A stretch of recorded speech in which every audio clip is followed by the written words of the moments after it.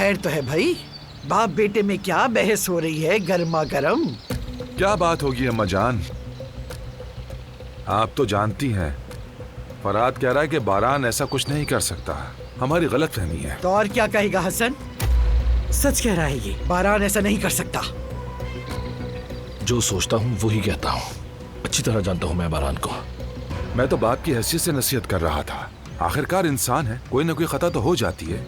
मतलब ये कि किसी से कुछ भी बईद नहीं। बिल्कुल बाबा, ये बात तो आपकी ठीक है।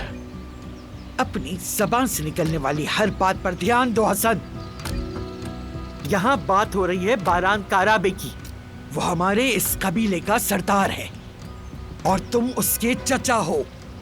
तुम्हें उस पर इल्जाम लगाने के बजाय सीसा पिलाई दीवार बन जाना चाहिए। खानदान का फर्द होना, काराबे होना, यही तकाजा करता है। अपनी आंखें खोल कर देखो, दुश्मन बाहर खड़ा है। ये जो सबिया नामी औरत है ना, मुझे तो शुरू ही से मशकूक लगती रही है।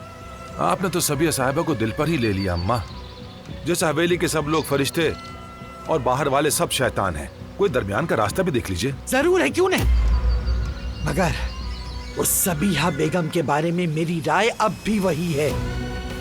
शुरू से ही वाज़ेह था कि कोई खेल खेल रही है। दिलान के साथ उसका कोई और प्लान भी हो सकता है, कौन जाने। अब आप ज्यादती कर रही हैं दादी जान।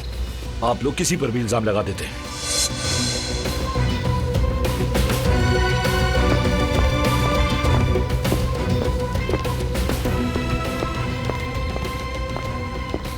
हाँ आइए दारिया साहिबा, आइए, खुश आमदीद।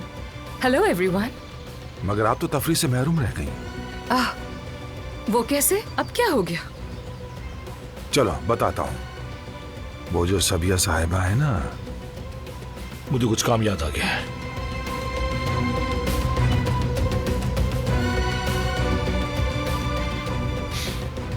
हाँ तो मैं क्या कह रहा था? जो हुआ उसका बहुत अफसोस है। तुम इन फजूल बातों को दिल पर मत लो बारान, सच सामने आ ही जाएगा।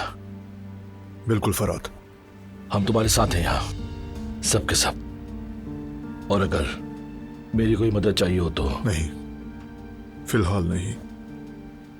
फिर भी कुछ करना हो तो बता देना। शुक्रिया फरहाद।